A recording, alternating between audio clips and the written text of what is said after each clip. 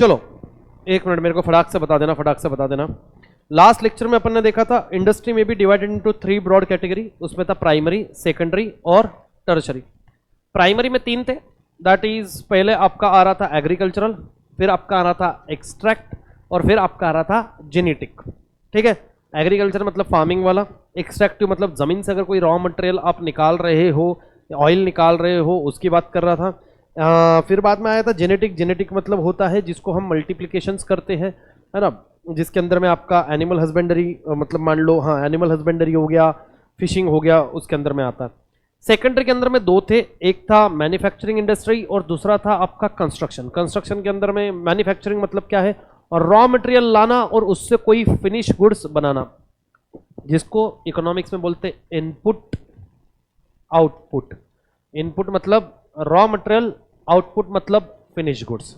ठीक, than manufacturing हुआ construction. Construction मतलब रोड बनाना, बिल्डिंग बनाना, जिसको हम एक अच्छा सा वर्ड बोलते हैं, कौन सा बेटा, इंफ्रास्ट्रक्चर। बराबर है, इंफ्रास्ट्रक्चर इज नथिंग बट ना कंस्ट्रक्शन। फिर आता है टर्शरी। टर्शरी प्ले करता है सपोर्टिव रोल। कैसा करता है, सपोर्टिव रोल। ठीक, जिसके अंदर में हमने देखा था ट्रांसपोर्ट, बैंकिंग, ट्रेडिशनल कैटेगरी, ये सब आता है। फिर हमने कॉमर्स चालू किया था। कॉमर्स के अंदर में देखा था कि भैया कॉमर्स ये आपके इंडस्ट्री का वो हिस्सा है जो किसकी बात करता है, आपके डिस्ट्रीब्यूशन ऑफ गुड्स। जो गुड्स बन गए उसको बोलते हैं, सॉरी, जो गुड्स बन गए उसको कस्टमर तक पहुंचाना, उसको बोलते हैं डिस्ट्रीब्यूशन। अच्छा, कितने लोग थे जब मैंने डिस्ट्रीब्यूशन का मतलब बताया था? कितने लोग लेक्चर में थे, है ना? अकेला नहीं था बेटा, 3 4 5 लोग थे। डिस्ट्रीब्यूशन मतलब क्या, जब गुड्स बने उसको क्या बोलते हैं, मैन्युफैक्चरिंग, या फिर क्या बोलते हैं बेटा, प्रोडक्शन। जब गुड्स बने वहां से लेके कस्टमर तक रीच करने के लिए जितना भी टाइम लगेगा और जो भी सारी चीजें आएगी वो किसका पार्ट बनेगी बेटा, वो पार्ट बनेगी डिस्ट्रीब्यूशन का। किसका पार्ट बनेगी, डिस्ट्रीब्यूशन। अब देखो, transport is an a part of distribution, marketing is an a part of distribution, advertisement is an a part of distribution, packing is an a part of distribution, wholesaler is an a part of distribution, retailer is an a part of distribution. क्यों? क्योंकि manufacturing से production, इसके बीच में जितने भी activities आएगी वो सब किसका पार्ट बनेगी, वो सब बनेगी डिस्ट्रीब्यूशन का पार्ट।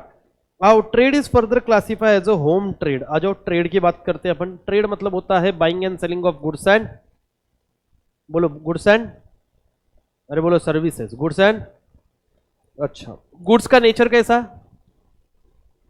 टेंजिबल। कैसा है, टेंजिबल का मतलब क्या होता है, जिसको आप देख सकते हो, जिसको आप छू सकते हो, जिसको आप फील कर सकते हो, इसको बोलते हैं टेंजिबल। ठीक है, सर्विसेज का नेचर कैसे होता है, इनटेंजिबल। इनटेंजिबल मतलब क्या है, जिसको आप देख नहीं सकते, जिसको आप छू नहीं सकते, जिसको आप सिर्फ क्या कर सकते हो, फील कर सकते हो। जैसे मैंने बताया, मैंने आपको बहुत गंदे तरीके से डांट दिया, ठीक है, ना आपको दिखा, ना आपको मतलब ना आप उसको छू सकते हो, ना आप उसको देख सकते हो, बट आप उसको फील कर सकते हो। अब ये ट्रेड के अंदर में 2 चीजें पढ़नी थी हमको, that is home trade and international trade. मतलब होम ट्रेड को बोलते हैं internal trade. What is mean by internal, घर के घर में होता है उसको बोलते हैं इंटरनल। एक्सटर्नल मतलब घर के बाहर। अब अपना ये बात कर रहा है होम ट्रेड, तो इसको ये नहीं बोलते कि घर के अंदर में बिजनेस करना। होम ट्रेड का मतलब होता है इंडिया के अंदर बिजनेस करना। इंडिया इज माई कंट्री, हमारा घर एक कुटुंब है। इसका मतलब ये नहीं कि दूसरे के घर में घुस जाओगे, रात को बोलेगे एक ही घर के तो है, क्या बना आज घर में, है ना, चल थाली लगा। ऐसा नहीं करने का बेटा, बहुत मारेगा बेटा अपने को, है ना। आजकल तो लोग किसी भी बात से मर्डर कर रहे, देख रहा नहीं क्या, कल का न्यूज देखे नहीं क्या, मुंबई लोकल का? कितने लोगों ने कल के मुंबई लोकल का न्यूज देखा? 1 2 3 4, बस 4 लोगों ने। तुम देखा कि न्यूज? नहीं देखा, तुम तीनों ने भी नहीं देखा। No social media, no Instagram. तो इंस्टाग्राम पे फिर क्या डूडल आर्ट्स फॉलो कर रहे हो क्या? हाँ, और क्या देखा नहीं कल लोकल में, दरवाजे के ऊपर से झगड़ा हो गया, दरवाजा कि बंद करो चालू रखो, मर्डर कर दिया भाई, चाकू भी को घोप दिया, खूना खून हो गया बंदा। भाई भाई कैसे, कहां से ला रही है साइकोलॉजी भाई यार, मतलब हद। ठीक है, निपटा दिया भाई ने कार्यक्रम। तो होम ट्रेड मतलब क्या होता है, with in the country, with in the geographical boundary of the country जो ट्रेड होता है उसको बोलते हैं इंटरनल ट्रेड, उसको बोलते हैं होम ट्रेड। ठीक है, in this trade buying and selling of goods और services take place within, मैंने यही बोला ना, geographical boundary of the country, उसको बोलते हैं इंटरनल ट्रेड। अब इंटरनल ट्रेड में दो आते हैं, एक आता है होलसेलर, दूसरा आता है रिटेलर। मैं लास्ट वीक भी आपको समझा होलसेलर की प्रॉब्लम क्या है और होलसेलर के बेनिफिट क्या। होलसेलर का बेनिफिट ये है कि ये बल्क क्वांटिटी में डील करता, तो इसको गुड्स सस्ते में मिलते हैं, तो ये गुड्स सस्ते में बेचता पहला। बट इसके डिसएडवांटेज है, इसके पास में वेराइटी नहीं रहती है, इसके पास में सिलेक्टिव प्रोडक्ट रहती है। मार्केट यार्ड में जाओ, ठीक है, वहाँ पे अगर किसी का गेहूं का दुकान है, वहाँ पे सिर्फ गेहूं मिलेगा, वो भी 4-5 टाइप में लगे, उसके पास में चावल भी है, दाल भी है, ये भी है, वो भी है, 10 आइटम उसने नहीं रखे, वो सिर्फ 4-5 आइटम में डील कर रहा है, वो भी सैंपल लेके बैठा, चाहिए माल गोडाउन में से आ जाएगा, उसको बोलते हैं होलसेलर। होलसेलर ये क्या है, ब्रिज लिंक बोलते हैं जिसको। अब मैन्युफैक्चरर से बाय करेगा और रिटेलर और कस्टमर को बेचेगा, समझ में आया क्या। वो क्या करेगा, मैन्युफैक्चरर से बल्क क्वांटिटी बाय करेगा और रिटेलर को बेचेगा, ये लिंक है, ये लिंक है।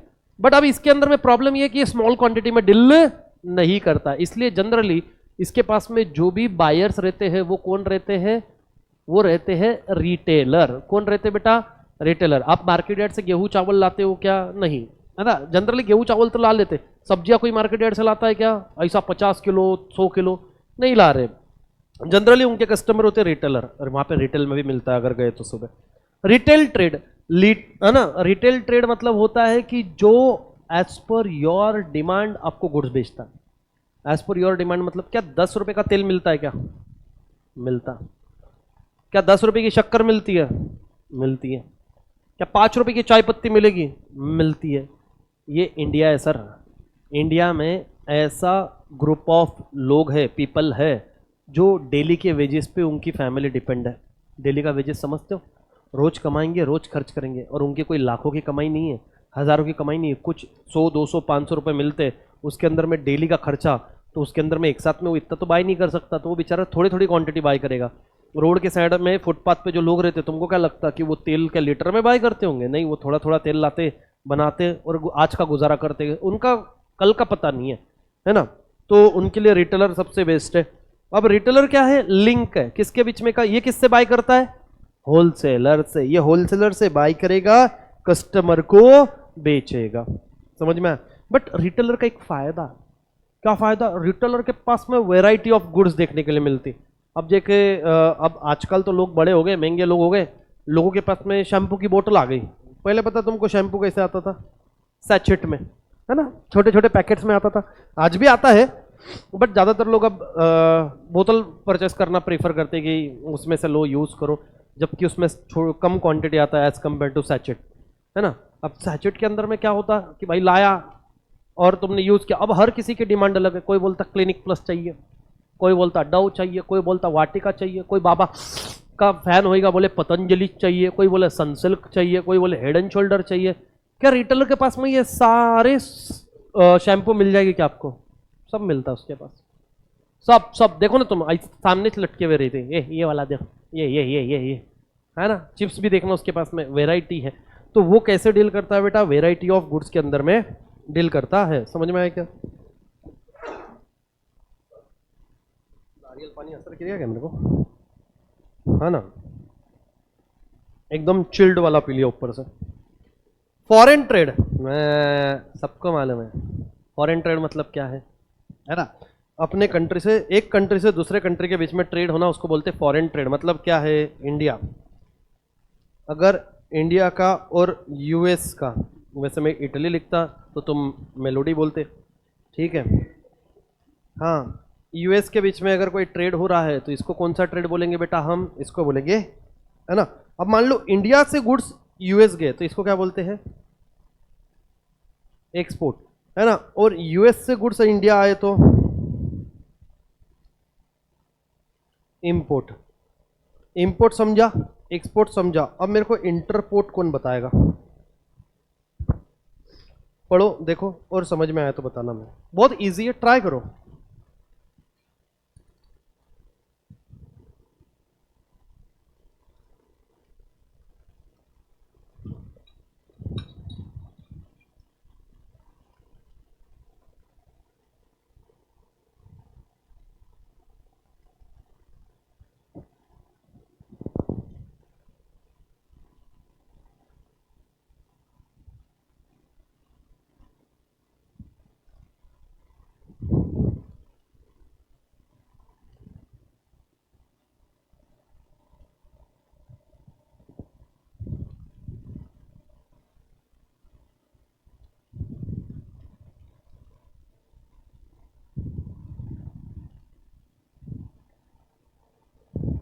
समझा कि क्या बोल रहा है? क्या बोला है? यस बेटा, क्या बोल रहा है ये?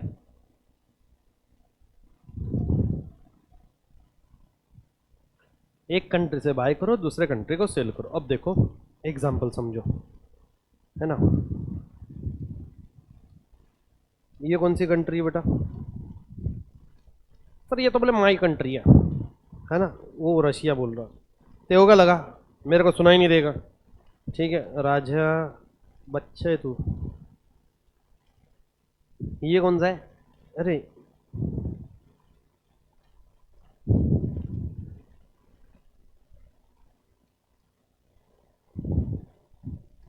बराबर ना, ठीक है।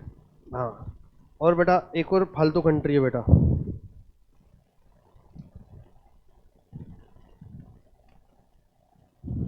है ना।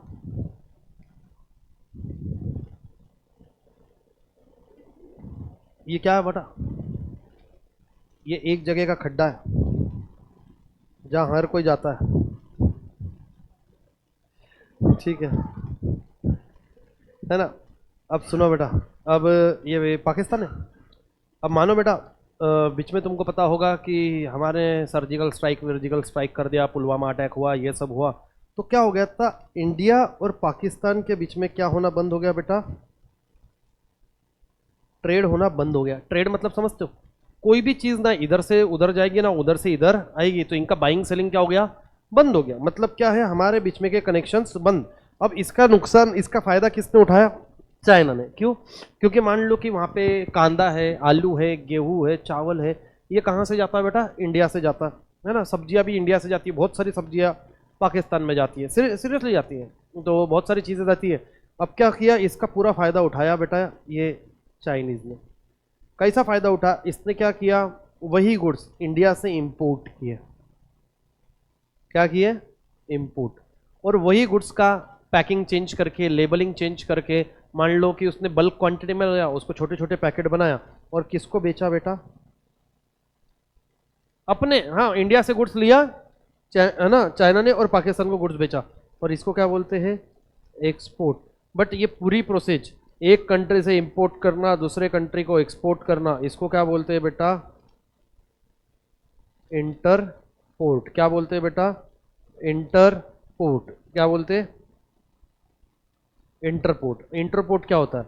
It is a combination of import and export. It involves importing the goods from one country and reselling these goods to another country. Indian seller importing goods from Japan and re-exporting same goods to the Africa. Upon Africa को बेवकूफ बनाते, अपन Japan से bye करते और Africa को बेचते, ठीक है। अब आ जाओ auxiliary to trade. Auxiliary to trade मतलब होता है ये प्रोवाइड करता है सर्विसेज। किसकी बात कर रहे हो बेटा? ऑक्सिलरी टू ट्रेड मतलब services. All those activities that facilitate smooth flow of goods from manufacturing center to the consumption center are called aids to trade और auxiliary। auxiliary मतलब होता है बेटा related। auxiliary का मतलब क्या होता है? related। This activity play a supportive role। They help in removing hindrances which arise during the production and distribution of goods and services। Following are various auxiliary to trade। auxiliary to trade मतलब ये trade को क्या play करते हैं? Supportive role. आ जाओ transport. अब देखो मैं ये सारी जो सर्विसेज है जनरली ट्राई करता हूं एक एग्जाम्पल के अंदर में मेजोरिटी सर्विसेज कवर करने का। लेट्स टेक एन एग्जाम्पल, ठीक है। लेट्स देखो कितने कितने हैं, पहले मेरे को एक नाम बता देना। अब मैं देखना इसको कैसे कवर करता हूं। पहला आपका है ट्रांसपोर्ट, फिर है आपका गोडाउन, वेयर हाउस, फिर है आपका इंश्योरेंस, फिर है आपका बैंकिंग, फिर है आपका एडवर्टाइजमेंट, फिर है आपका एजेंट, और फिर है आपका कम्युनिकेशन। अब एक एग्जांपल जिसके अंदर मैं ये सारी चीज़ें कवर करूंगा, ठीक। अब देखना कैसे, क्या नाम क्या है भाई? पुष्कर। अब देखो बेटा, बेटा लोहगढ़ पे पुष्कर ही हो गया भाई, है ना। पुश कर, है ना। बेचारे ने बोला भी नहीं था कि पुश कर। लोहगढ़ किसने देखा है? किसने किसने देखा? महिलाओं ने तो है ना, देखा ही होगा अब, है ना, देखा है ना, हैप्पी बर्थडे टू यू,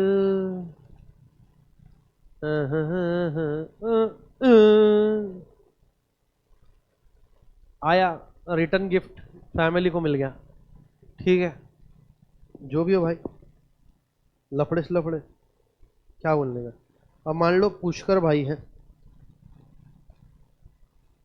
अब पुष्कर भाई है, पुष्कर भाई, अब समझो पुष्कर भाई अपने घर के लिए क्या लेने गए, पुष्कर भाई बनाएंगे अपन यार, ऐसा कैसा, पुष्कर भाई नाराज हो जाएंगे।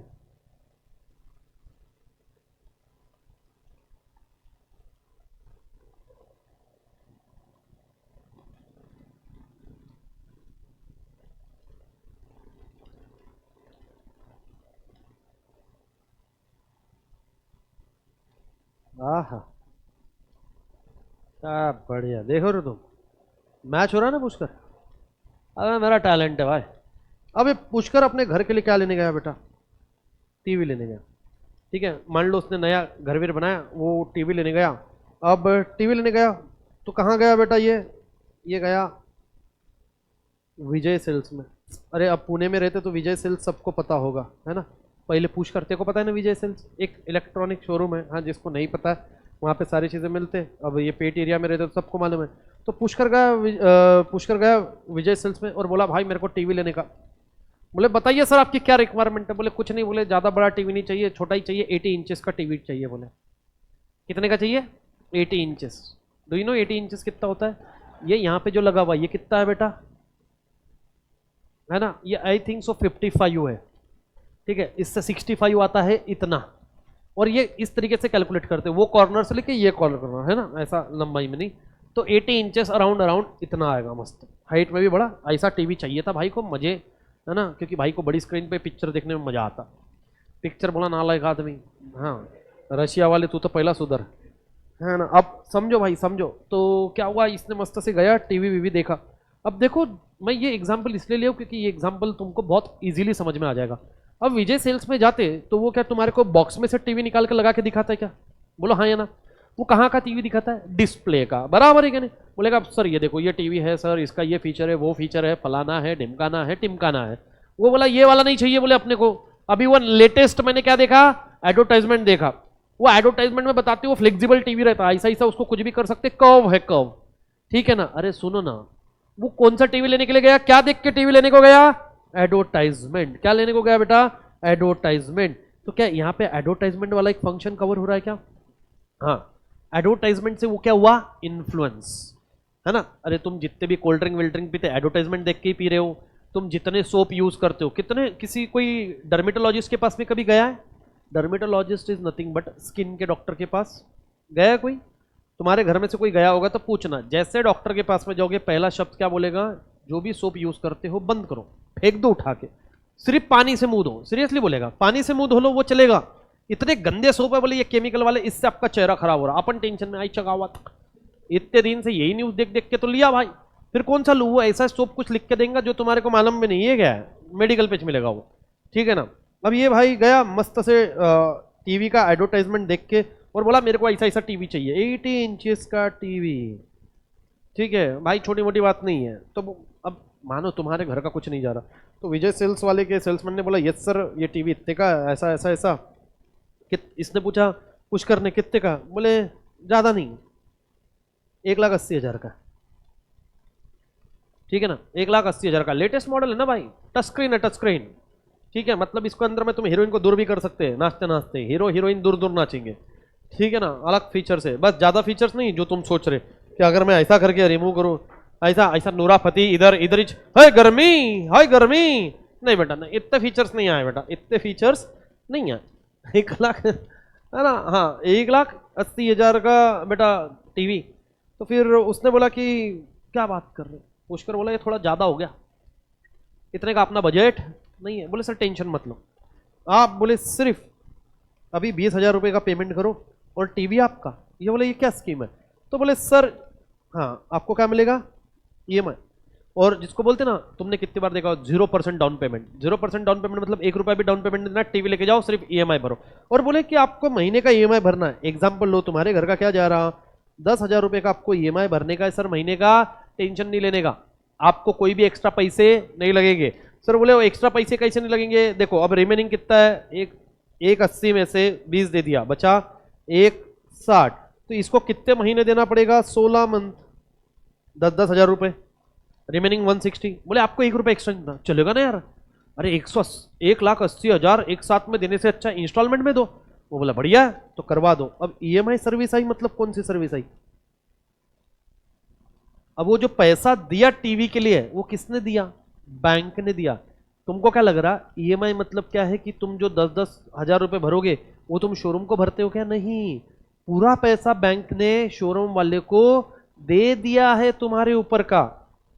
इसीलिए अब जो तुम ईएमआई भरोगे किसको भरोगे? बैंक को। अरे फ्लैट खरीदते, फ्लैट लोन पे लिया, तो वो जो बिल्डर है उसको पूरा पैसा किसने दे दिया? बैंक ने दे दिया। अब तुम जो ईएमआई भरते हो किसको भरते हो? बैंक को भरते हो ना।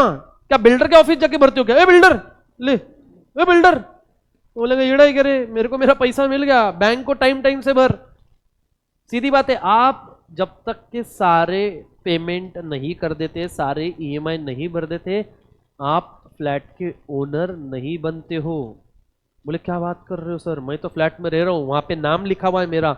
You are not a owner. एक बढ़िया सा कंसेप्ट सिखा रहा हूं, जिंदगी में याद रखोगे। You are not a owner, you are a beneficial owner. बोले ए ओनर, बेनिफिशियल ओनर क्या होता है? बेनिफिशियल ओनर मतलब उस प्रॉपर्टी का बेनिफिट लेने वाला पर्सन, इस प्रॉपर्टी को एंजॉय करने वाला पर्सन। अगर आपको देखना है कि आपकी ओनरशिप कितनी है और आपका नाम लिखा है, तो सिर्फ 2-3 ईएमआई बाउंस करना आपने, ठीक है? फिर वो बैंक वाले गलत जगह पे लात मार के जब बाहर निकालेंगे ना, तब उसको बोलना ये भाई नहीं निकाल सकता, मेरा नाम है। वो बोलेगा जा, जिसको बोलने का बोल, ये प्रॉपर्टी किसकी है? मेरी है। तुम एज गुड एज वहां पे रेंट पे ही हो। रेंट मतलब ईएमआई भरते रहोगे, जिस दिन सारे हफ्ते भर जाएंगे उस दिन ये प्रॉपर्टी तुम्हारी। तुमको बैंक की तरफ से क्या मिलता है? एनओसी। एनओसी मतलब क्या होता है? Non objection certificate. तुमको प्रैक्टिकल नॉलेज दे रहा हूं राजा में, तो वो निकाल नहीं पाएगा तुमको प्रॉपर्टी से। तुम ईएमआई ब्लॉक करोगे निकाल देगा। तो अब ईएमआई आए तो कौन सी सर्विस आई राजा? बैंकिंग सर्विस आ गई। अब मान लो कि तुमने, भाई ने पुष्कर भाई ने टीवी पसंद कर लिया, ईएमआई की बात हो गई, फिर ना वो 2 लोग आए और वो टीवी निकाला और बॉक्स में डालने लग गए। पुष्कर बोला क्या? तो बोले टीवी चूज किया ना आपने, ये दे रहा पैक करके, लेके आएगा क्या वो टीवी? बोला हाँ या ना। तुम लेके आएंगे वही टीवी? कौन सा टीवी चाहिए? पेटी पैक है ना, एकदम शिल पैक होना चाहिए ना। मैं बॉक्स फिक्स ओपन करेगा, ये इतने दिन से इधर लटक रहा स्क्रैच भी चाहिए। हाँ ऐसा कोरा कोरा नया बॉक्स चाहिए, मैं खोलेगा उसको, अनबॉक्सिंग करेगा, वीडियो बनाएगा, ठीक है ना? मतलब क्या है? अच्छा वो क्या बोलेगा? हाँ ये दुकान के काउंटर में से निकाल के देगा क्या? वो बोलेगा सर 5 मिनट दो, अभी मंगवाता हूँ। क्या बोलेगा? अभी मंगवाता हूँ। कहाँ से मंगवाएगा? गोडाउन में से। कहाँ से मंगवाएगा? गोडाउन को इंग्लिश में क्या बोलते हैं बेटा? Ware house. वेयर हाउस में से एकदम फ्रेश पीस मंगवाएगा। अब क्या होगा बेटा? पुष्कर ने मस्त से 80 इंचेस का टीवी कितना हुआ? इतना ना। अब पुष्कर क्या करेगा? ऐसा लेके बैठेगा। तेरा नाम क्या मेरे भाई? नक्षित। उसने बोला नक्षित को पूछा तेरे को गाड़ी आती है? बोले हाँ। दोनों गाड़ी लेके पहुंच गए। ये 2 व्हीलर पे भी, ये पीछे बैठा, अब ये ऐसा सिर पर टीवी लेके बैठेगा। बोलो हाँ या ना। तेरा घर कहाँ भाई? तुलसी बाग। वो बोलेगा चल तुलसी बाग, है ना? तुलसी बाग में जाते जाते 4 लोग ऊपर बैठे हुए मिलेंगे इतनी गर्दी में। ऐसा लेके जाएगा क्या वो टीवी? सच्ची बताओ लेके जाएगा क्या? नहीं। फिर कैसा? वो विजय सेल्स वाले को बोलेगा अरे घर पे पहुंचा दे टीवी, बोलेगा ना उसको ये टीवी घर पे पहुंचा के दे। कौन सी सर्विस आई बेटा? अरे कहाँ गया ट्रांसपोर्ट? ट्रांसपोर्ट आया ना, ट्रांसपोर्ट आया। वो बोलेगा सर ट्रांसपोर्ट हमारी तरफ से आपको फ्री है। फ्री भी हो सकता है, पेड भी हो सकता है। अब मान लो बेटा इंडियन रोड्स एकदम मक्खन की जैसे स्मूथ है ना, अब वो निकला टेम्पो के अंदर में, टीवी रखा। अब तुमको मालूम है टेम्पो वाले कितने अच्छे, एक हाथ से रील एक हाथ से टेम्पो, ठीक है ना? 2-4 खड्डे में से गया बेटा, इसके घर पे पहुंचते पहुंचते 80 इंच का टीवी 40-40 में 2 हो गया, है ना? अब बेटा देख, हीरो हीरोइन को दूर करता इतनी दुश्मनी नहीं, इसने सेपरेट ही कर दिया। एक तरफ हीरोइन नाच रही, एक तरफ हीरो, फिर घर में झगड़ा होगा, हीरोइन वाला टीवी मेरा, बात सीधा। तो अब मेरे को बात बताओ, क्या 40-40 के 2 टीवी हो गए? जैसा खोला इसने बोला अरे ये फूट गया। फोन लगा, शोरूम में फोन लगा, है ना? फोन लगाया मतलब क्या किया उनसे? कम्युनिकेशन। बोलो हाँ या ना? कम्युनिकेशन। फोन लगा गालियां वालियां दे रहा, अरे तुम्हारी ऐसी की तैसी है, ये टीवी फूट गया, ऐसा ऐसा। वो बोला टेंशन मत लो सर, टेंशन नहीं लेने का, मोने को खाने का। ठीक है, बोले क्यों? बोले आपने जो टीवी लिया है उसके अंदर में इंश्योरेंस कवर है। क्या कवर है बेटा? इंश्योरेंस। क्या कवर है? इंश्योरेंस। इंश्योरेंस क्या करता है? वो हम इंश्योरेंस क्यों निकालते? बोले पैसे ज्यादा रहते तो निकाल लेते, बाकी तो ऐसा कुछ है नहीं। इंश्योरेंस हम निकालते हैं रिस्क को ट्रांसफर करने के लिए। इंश्योरेंस निकालने से रिस्क अवॉइड नहीं होती है ना। बहुत लोग बोलते हैं इंश्योरेंस निकाला रिस्क अवॉइड, कैसा होएगा? नहीं, मान लो कि मैंने अपना इंश्योरेंस निकाला मेडिक्लेम और मैं ट्रक के सामने खड़ा हुआ, तो ट्रक यहां पे आके रुक जाएगा क्या? अरे नहीं नहीं नहीं नहीं, इंश्योरेंस निकाला भाई ने, हाँ नहीं मार सकती इसको क्योंकि इसका इंश्योरेंस है। ऐसा है क्या? नहीं। फिर क्या मतलब है सर? अब मतलब है मैंने कार ली, अब कार का मैंने क्या निकाला? इंश्योरेंस निकाला। इसका मतलब है कि कार का एक्सीडेंट नहीं होगा? नहीं, हो सकता है मैं सलेमान भाई बन के फुटपाथ पर चढ़ के खंबे को ठोक दी गाड़ी। अरे अब खंबे को ठोकी भाई, गाड़ी के नीचे कोई नहीं आया, ठीक है, और गाड़ी का बोनेट विनेट सब खुल गया, एयर बैग खुल गए एकदम से मस्त से, सब testing all good, air bag is very soft, है ना, हैंड्स फ्रूड वाला सीन हो गया। अब मेरे को एक बात बताओ, ये गाड़ी का रिपेयरिंग का खर्चा किसको आता? मेरे को आता, बट मैंने क्या निकाला था? इंश्योरेंस। अब ये गाड़ी का खर्चा कौन देगा? इंश्योरेंस। मैं क्या बताऊंगा? ये क्या हुआ? एक्सीडेंट। फिर इंश्योरेंस कंपनी को क्या करूंगा? क्लेम कि भाई वो एक्सीडेंट हो गया, आपका इंश्योरेंस इसी दिन के लिए तो निकाला था, लाओ पैसे दो। अरे लोग निकालते ना, मेडिक्लेम निकालते। मेडिक्लेम किसका निकालते? कि अचानक से तबीयत खराब हुई, हॉस्पिटलाइज हो गया, लाख 2 लाख का बिल है, इतना थोड़ा ना दे सकता है, तो इसलिए मैं अभी से इंश्योरेंस पॉलिसी निकाला, उसमें थोड़ा थोड़ा प्रीमियम डालते रहता हूं, तो वो पैसा कौन भरेगा? Insurance company. लोग टर्म निकालते है ना, लाइफ इंश्योरेंस निकालते। लाइफ इंश्योरेंस समझता है, अगर कोई मर गया तो अब उसकी फैमिली के अंदर में, मान लो कि मेरे फैमिली के अंदर में या किसी भी फैमिली पर्सन के अंदर वो अकेला पर्सन अर्निंग है, तो अगर वो निपट गया तो उसकी फैमिली को तो बहुत नुकसान होगा। तो वो क्या करते हैं बेटा? टर्म निकाल के रखते हैं। टर्म मतलब क्या होता है? एक बल्क अमाउंट वो फैमिली मेंबर को मिलता है after death of that particular person. 1 crore की भी निकाल सकते हो, 5 करोड़ की निकालते हो। ये बड़े बड़े एक्टर्स निकालते हैं 100 करोड़ 200 करोड़ की इंश्योरेंस निकाल के रखते हैं अपने लाइफ का, ताकि वो स्टंट वेंट करते टाइम कुछ निपट पड़ गया तो उस टाइम पे उसके फैमिली को एक अच्छा खासा अमाउंट मिले, ताकि उनकी लाइफ सेफ हो जाए, है ना। तो रिस्क ट्रांसफर नहीं होती है, रिस्क जनरली अवॉइड होती है। सारे फंक्शन कवर करें एक एजेंट का छोड़ के। अब एजेंट फंक्शन क्या होता है? जैसे मान लो कि मेरे को कोई फॉरेन से गुड्स मंगवाने, क्या मंगवाने? गुड्स। अब मैं क्या फॉरेन जाके चेक करूं और फिर लेके आऊं क्या? उससे अच्छा मैं क्या करता हूं, वहां पे किसी एक एजेंट को अपॉइंट करता हूं जो मेरे बिहाफ पे सारे काम करेगा, मेरे को गुड्स लेके भेज देगा। मैं उसके लिए क्या उसको पे करूंगा? कमीशन। क्या पे करूंगा बेटा? कमीशन। बस इसके अंदर में इतनी चीज थी। अब देखना transport. Transport, goods are produce at one place but they are demanded over a wide area. अब जो ये टीवी खरीदा है, वो टीवी क्या वहीं पे गोडाउन में बना था क्या पीछे? नहीं, वो दिल्ली में बना होगा, मुंबई में बना होगा, साउथ में बना होगा, वहां से उसको विजय सेल्स तक कैसे लेके आया? ट्रांसपोर्ट। विजय सेल्स से इसके घर तक, तुलसी बाग तक कैसे लेके गए? ट्रांसपोर्ट। ठीक है। Warehousing, this is gap between a production और कंजम्पशन। प्रोडक्शन मतलब क्या है? प्रोडक्शन हो गया तो वो गुड्स को कहां पे स्टोर करके रखते हैं बेटा? वेयर हाउस में। और जैसी जैसी डिमांड रहेगी वैसे वैसे हम उसको क्या करेंगे? सप्लाई करेंगे, सेल्स करेंगे। उसको क्या बोलते हैं बेटा? Warehousing. ठीक है ना। The goods should be stored carefully from time to time, they are profounded time to time, they are sold. Special arrangement must be made to prevent the loss damages. Warehouse are also called as godowns. Prices maintained at a reasonable level. अब ware house की वजह से क्या होता है? Ware house में सबसे ज्यादा ध्यान देना पड़ता है कि गुड्स का नुकसान ना हो। कितनी बार तुम देखते हो कि ये गोडाउन को आग लग गई, वो गोडाउन को आग, अभी गोडाउन को आग लगी मतलब पूरा माल जल के खाक हो सकता है, पानी चला गया खराब हो सकता है, चोरी हो गया खराब मतलब खत्म ही हो जाएगा। इंश्योरेंस, इंश्योरेंस क्या होता है? बहुत सारी बिजनेस के अंदर में रिस्क है। अब इस रिस्क को आप अवॉइड नहीं कर सकते हो, बट इस रिस्क को आप क्या कर सकते हो? ट्रांसफर कर सकते हो अपने कंधे से दूसरे की कंधे पे।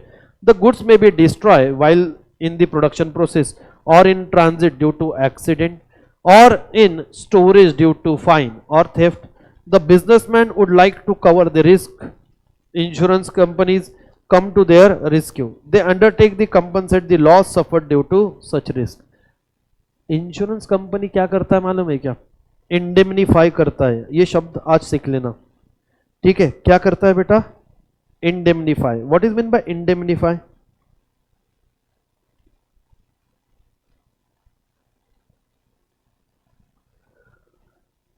कहां पे गया भाई इंडेमनीफाई? वर्ड ही नहीं है दिया हुआ।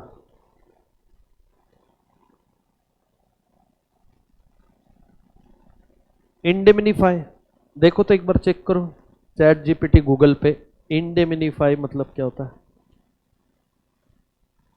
हाँ, वर्क इन प्रोग्रेस। भाग इधर से।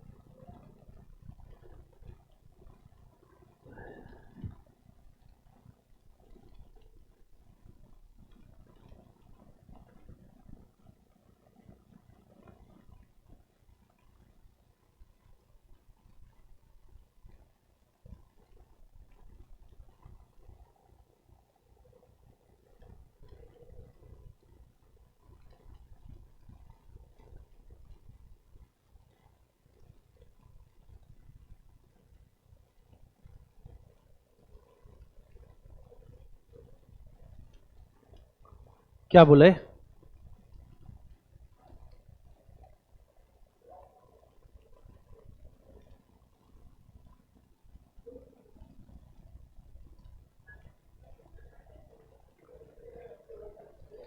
अब मैं आपको समझाता हूं। इंडेमनीफाई करना मतलब, इंडेमनीफाई करना मतलब जितना आपका नुकसान हुआ है उतनी भरपाई करके देना। जैसे बहुत अच्छी से चीज समझा रहा हूं बेटा, 11th में ये चीजें समझना और समझाना बहुत बड़ी बात है, नहीं समझाते जनरली। इंडेमनीफाई करना मतलब क्या है? मैंने कार खरीदी और कार का मेरा इंश्योरेंस निकाला मैंने 6 लाख का। 6 लाख का मतलब क्या है? मैक्सिमम कितना मेरे को पे करेगी इंश्योरेंस कंपनी? 6 लाख रुपए। तो इसको बोलते हैं इंश्योरेंस है भैया मेरा मैक्सिमम 6 का। अब मेरे गाड़ी का क्या हो गया बेटा? मेरे गाड़ी का एक्सीडेंट हो गया और इस एक्सीडेंट के अंदर में मेरे कार को खर्चा आया 1,20,000 रुपए। तो मेरे का 1,20,000 रुपए पॉकेट से जाएगा ना। तो ये मैंने क्योंकि इंश्योरेंस निकाला, वो 1,20,000 रुपए मेरे को किससे मिल जाएगा? इंश्योरेंस कंपनी से। तो पूरा 6 लाख नहीं मिलेगा, क्यों? जितना आपका नुकसान हुआ है उतना पैसा इंश्योरेंस कंपनी आपको देगी। 6 लाख का नुकसान होता तो मैं 6 लाख देता, बट अभी आपका नुकसान कितने का हुआ है? 1,20,000। तो मैं आपको मैक्सिमम कितना दूंगा? 1,20,000 का। इससे होगा क्या? जिस फाइनेंशियल पोजीशन पे आप थे, अब एक्सीडेंट होने की वजह से आपका खर्चा कितना हो गया?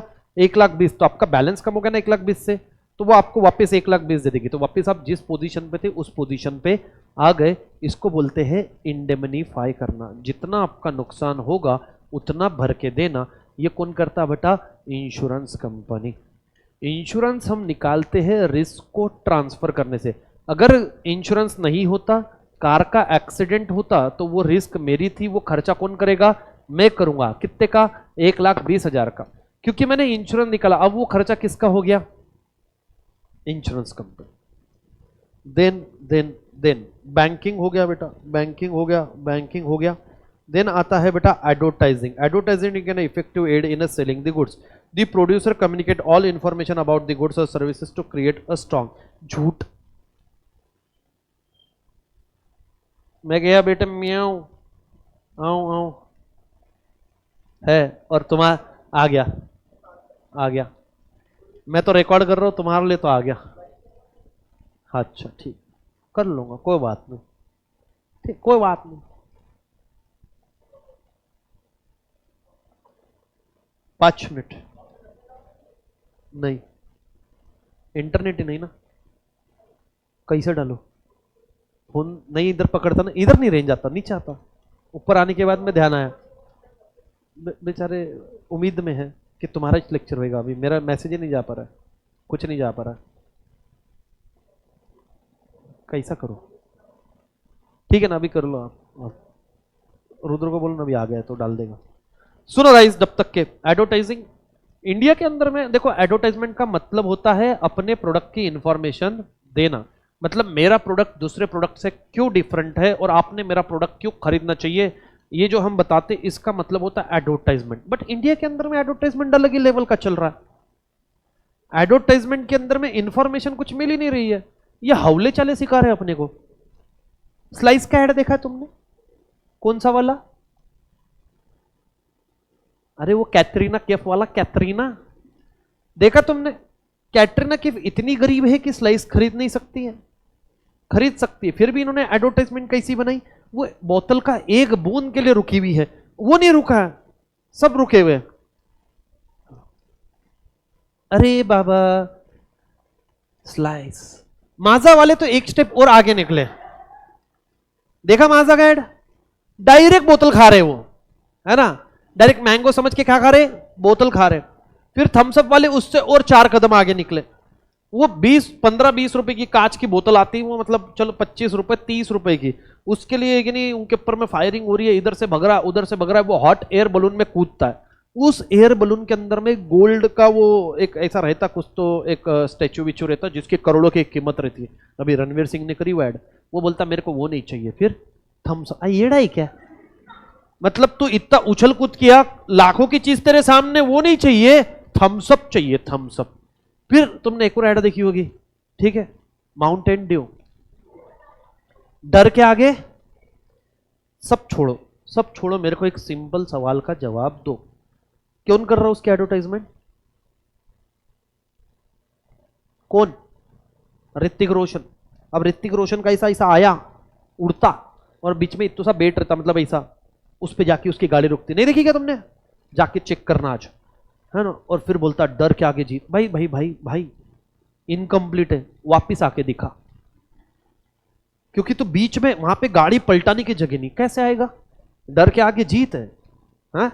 ये करके बताओ, कितनी वाहियात ऐड है। एक वो परफ्यूम की ऐड आई थी, ऐसा वो ऐसा लड़का पकड़ता, हवा में रहता, देख, हाँ क्या पता कौन सी फॉग थी क्या, सब उड़ जाता है, पैंट रहती है लेकिन तुम देखना सब उड़ जाता है। फिर वो एक और आई थी, कौन सी आई थी, तो उसमें वो मारता, ऊपर से लड़कियां गिर रही है, भाई अपना डजन डजन में खरीद के लेके आया कि कहीं तो कुछ तो प्रोग्राम होगा। वो छोड़ो वो छोड़ो वो छोड़ो, अभी और याद आई मेरे को एडवर्टाइजमेंट तो देख देख के हंसी आती है। क्लोजअप की ऐड देखी तुमने? क्लोजअप क्या सिखाता है क्लोजअप वाला?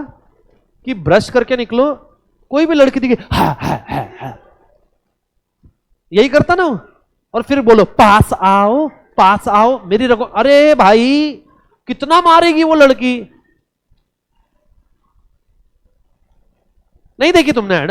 ये मैंने बनाई नहीं, वो देखो ना तुम, उसकी 2-3 एडवर्टाइजमेंट देखना, वो एक नहीं ट्रेन विन रहेगी, उस पर रहेगी हा करेगा, फिर हार्ट बना, अरे धूल उड़ेगी मुंह में जाएगी ना, हवले समझता नहीं क्या तेरे, कैसे क्या हरकत ही तेरी।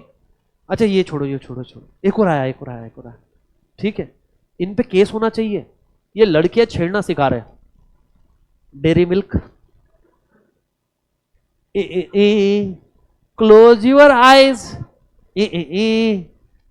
आई कैन, मैं तो नहीं बोल सकता, बीप बीप बीप डालना पड़ेगा ना भाई, है ना, इधर सेंसर विंसर लग गया तो हाँ मेरे नाम से केस विस, देखा ना।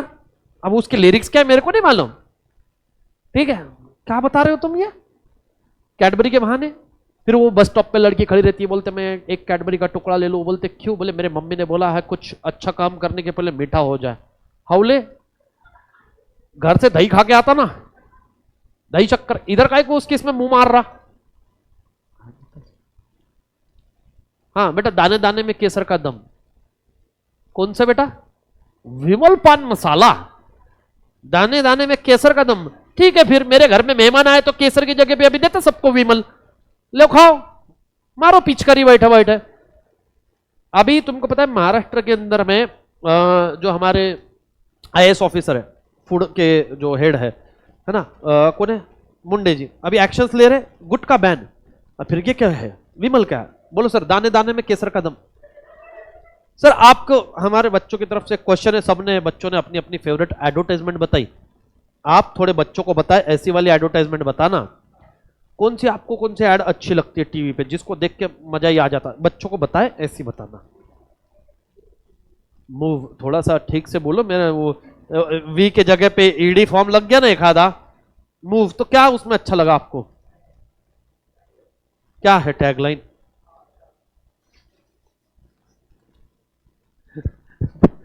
देख लो तुम, बोले आ से आह तक, अरे वो आह की आवाज आती है जोर से, बेटा फेविकॉल से हो जाएगा ना कार्यक्रम इधर।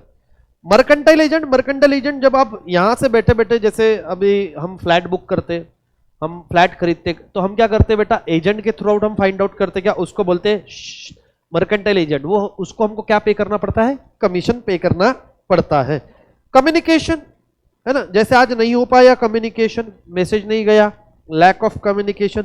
अरे हमारे यहाँ पे दर्शन सर बैठे हुए, ये बीसी पढ़ाते, बीसी मतलब बिजनेस कम्युनिकेशन है ना, बिजनेस कम्युनिकेशन फेवरेट सब्जेक्ट है सर का, बिजनेस कम्युनिकेशन है ना।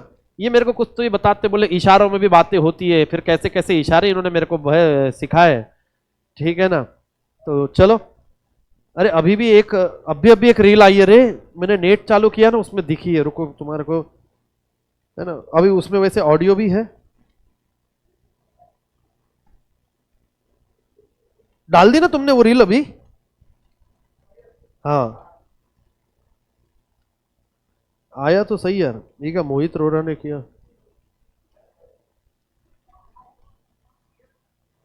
सी अब देखो यार, इसको कैसे बताऊं मैं यार, दिखेगा नहीं तुमको वहां तक के, नहीं दिखेगा, गुस्से वाले फेस कर रही है, बच्चों को बोल रहे साले एडमिशन एडमिशन नहीं लिया, तेरी ऐसी तैसी तैसी कुछ तो बोल रहे, ठीक है, मेरी बात समझो, क्या वो भी एक कम्युनिकेशन है क्या? The answer is yes, the answer is yes. Communication मतलब मेरे को लगता है सिंपल फॉर्म में passing of any type of information, है ना, बस उसको बोलते हैं कम्युनिकेशन, चाहे वो जेस्चर में हो, चाहे बॉडी लैंग्वेज में हो, साइन लैंग्वेज में हो, ठीक है ना, हाँ किसी भी वे में हो, उसको बोलते हैं कम्युनिकेशन। अपना ये चैप्टर बेटा यहाँ पे होता है done. Thank you so much. अभी आपका चालू होगा अकाउंट्स, बोले तारा रारा।